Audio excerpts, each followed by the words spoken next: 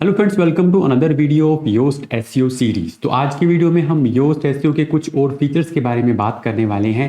तो चलिए शुरू करते हैं। तो सबसे पहले जिस फीचर की हम बात करने वाले हैं वो है हमारा इनसाइट्स का फीचर। तो इस फीचर को आप यहाँ से इनेबल कर सकते हैं और सेटिंग के अंदर ये आपको मिलने वाला है। अब इस फीचर का यूज क्या है? देखिए, ये जो फीचर है इसका ये मतलब है कि आपका जो पूरा आपने जो पोस्ट लिखी है या पेज लिखा है उसका कंप्लीट इनसाइट्स। तो कंप्लीट इनसाइट्स में हमें कुछ चीज़ें मिलती हैं, वो क्या क्या है वो हम देख लेते हैं। देखिए, सबसे पहले तो इसके अंदर आपको एक वर्ड काउंट मिलने वाला है। ठीक है, वैसे वर्ड काउंट जो है वो योस्ट की जो नॉर्मल जो गाइडलाइंस हैं, जो नॉर्मल जो हमें वो मिलता है कि क्या क्या होना चाहिए उसके अंदर भी आ जाता है, बट इसके अंदर भी आता है। साथ ही इसके अंदर हमें ये भी पता चलता है कि उस आर्टिकल या पोस्ट को पढ़ने में कितना टाइम लगने वाला है। और तीसरा जो है वो एक स्कोर है, और उस स्कोर से हमें ये पता चलता है कि हमारा ये जो कंटेंट है ये पढ़ने में कितना इजी है।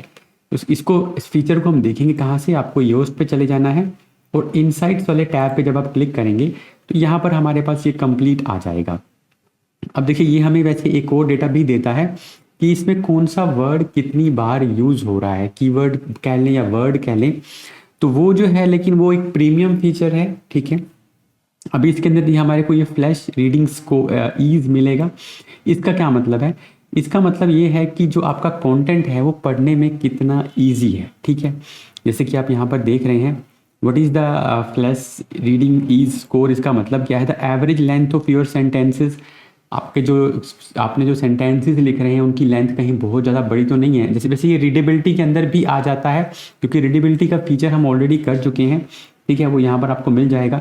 तो इसका कुछ एक तरह से कंसाइज वे में अगर आपको बताना हो कि ओवरऑल स्कोर क्या है तो वो हमें यहाँ पर मिल रहा है। ठीक है, तो ये जो है 0 से 100 के बीच में आता है, और 70 to 80 का मतलब है फेयरली इजी टू रीड है, 90 to 100 का मतलब है बहुत ही आसान है। इसको 11 साल का एक बच्चा जो है वो पढ़ सकता है आसानी से और समझ सकता है।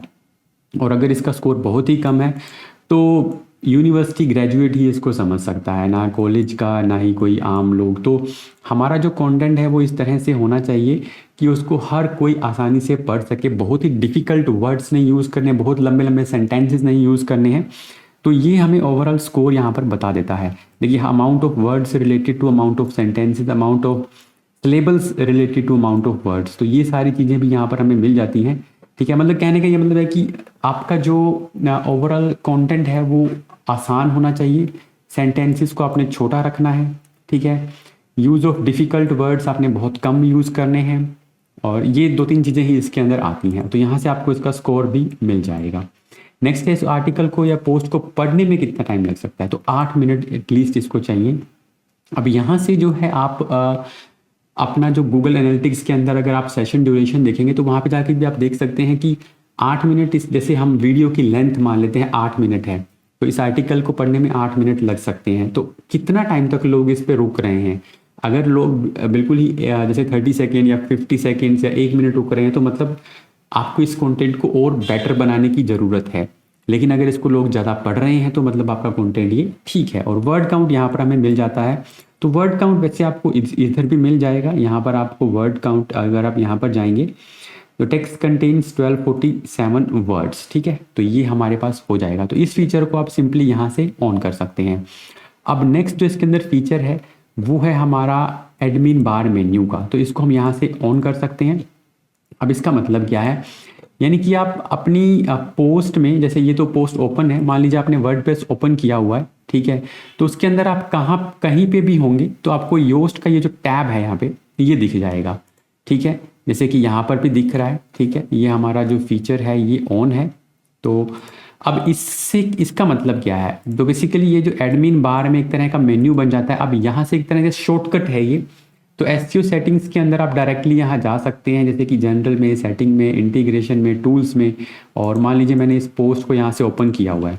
अगर यहाँ से बैकएंड में जा रहे हैं तो हम योस्ट की सेटिंग्स ओपन कर सकते हैं। जितनी भी चीज़ें हमें यहाँ पर मिल रही हैं वो सब हम यहाँ से एक्सेस कर सकते हैं। और अगर आप पोस्ट को लाइव देख रहे हैं तो फिर आपको कुछ और चीज़ें इसके अंदर मिल जाएंगी, जैसे कि फोकस की फ्रेज, हाउ टू यूज़। अब हमें बैकएंड खोलने की ज़रूरत नहीं है, हमें फोकस जो कीवर्ड है वो यहीं से दिख जाएगा। ठीक है, हाउ टू यूज़ स्नैपचैट ये वाला है। एसईओ का स्कोर हमें, हालांकि ये कंप्लीट नहीं आ रहा है इसके अंदर, एसईओ का स्कोर कैसा है, ग्रीन है या रेड है, ये दिख जाएगा। रीडेबिलिटी स्कोर क्या है, इस पेज को एनालाइज करना है तो आप यहाँ से कर सकते हैं। अब काफ़ी सारे टूल्स को इसमें लिंक किया गया है, जैसे check links to this URL. अगर आपको ये चेक करना है तो आप यहाँ पे चले जाएं और कंसोल ये ओपन कर देगा सीधा, ठीक है। इसके बाद और क्या क्या चीज़ें हैं इसके अंदर देखिए, अगर आपको गूगल टेस्ट रिजल्ट में सीधा जाना है तो आप यहाँ से जा सकते हैं। गूगल पेज स्पीड इनसाइट में जाना जा सकते हैं। फेसबुक डिबगर में जाना है तो यहाँ पे जा सकते हैं। इसके बाद कुछ एसईओ टूल से इसका इंटीग्रेशन हो सकता है, जैसे कि सैमरश, विंचर और गूगल ट्रेंड। अब विंचर और इसका इंटीग्रेशन का मतलब क्या है, विंचर जो है ना वो आपको आपके कीवर्ड की रैंकिंग देता है। तो अगर आप 5 कीवर्ड को ट्रैक करना चाहते हैं तो वो आप फ्री के अंदर कर सकते हैं योस्ट के साथ, ठीक है। तो यहाँ पर आपको अकाउंट बनाना पड़ेगा और यहाँ से जब आप दोबारा एक्सेस करेंगे तो आपको रैंकिंग दिख जाएगी। इसके बाद और क्या क्या फीचर हैं, और फीचर हैं जैसे कि अगर आपको कुछ सीखना है तो एसईओ के बारे में, ब्लॉग पोस्ट इंप्रूव करने के बारे में, कंटेंट को बेटर करने के बारे में, ठीक है, और हेल्प है और एसईओ सेटिंग्स हैं, तो ये सब कुछ यहाँ से आप जो है डायरेक्टली एक्सेस कर सकते हैं। तो इसको अगर आप ऑन करके रखते हैं एडमिन बार मेन्यू को तो ये फीचर सारे आपको यहाँ पर मिल जाएंगे, ठीक है।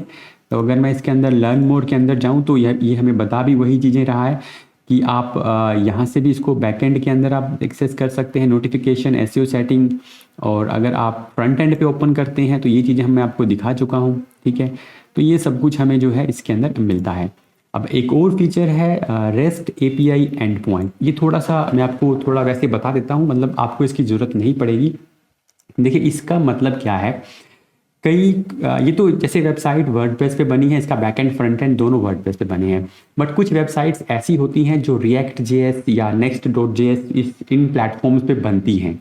तो उन प्लेटफॉर्म्स के केस में क्या होता है, अगर हमें हमारा बैकएंड तो यही रहेगा बट फ्रंट एंड ऐसा नहीं रहता है, मतलब हमारी थीम वगैरह हम यूज़ नहीं करते हैं, वहाँ से डाटा को फेच करते हैं फ्रंट एंड पे।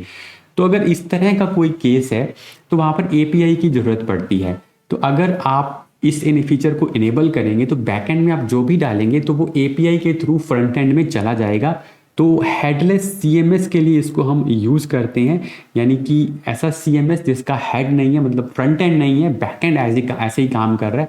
तो जो साइट्स जावास्क्रिप्ट, एचटीएमएल, सीएसएस वगैरह या जैसे मैंने आपको प्लेटफॉर्म बताया रिएक्ट या जेएस, नेक्स्ट जेएस पे बनती हैं, तो उनके लिए जो है एपीआई की ज़रूरत पड़ती है। तो इस फीचर की आपको जो है ज़रूरत नहीं पड़ने वाली है, ठीक है। तो इसके अलावा एक्सएमएल साइट में आप और ये हम ऑलरेडी कर चुके हैं। इंडेक्स नाउ का फीचर ये प्रीमियम है, मतलब ये एक तरह से आपको इंडेक्स नाउ करने का ऑप्शन देता है। आप अलग से भी इंडेक्स नाउ का प्लगइन इंस्टॉल करके इसको कर सकते हैं। तो ये थे योस्ट एसईओ के जो साइट के जो बेसिक फीचर्स हैं, ठीक है। आगे की वीडियो में हम कुछ और इसके फीचर्स के बारे में बात करेंगे। और योस्ट एसईओ की ये पूरी सीरीज चल रही है। अगर आपने कोई पुराने वीडियोस नहीं देखे हैं तो प्लेलिस्ट का लिंक आपको नीचे डिस्क्रिप्शन में मिल जाएगा। मिलते हैं आपसे नेक्स्ट वीडियो के अंदर।